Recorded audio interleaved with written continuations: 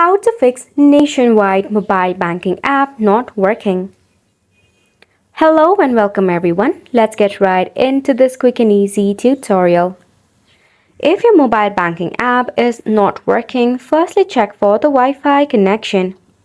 As the mobile banking apps solely rely on the network connection, if your Wi-Fi is acting up, switch into a better cellular data, a better Wi-Fi connection, or you can try to enable your airplane mode for about 3 seconds, then turn it back off.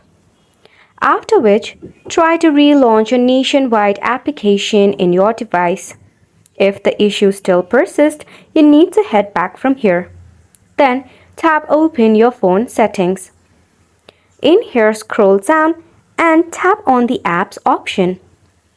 Head over to All Apps. Tap on the search bar to search for Nationwide.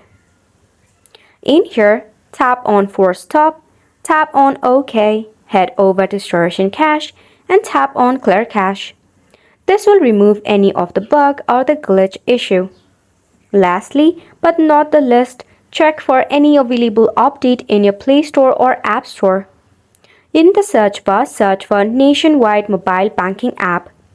If you find any of the available updates, tap on it and leave your application for an update.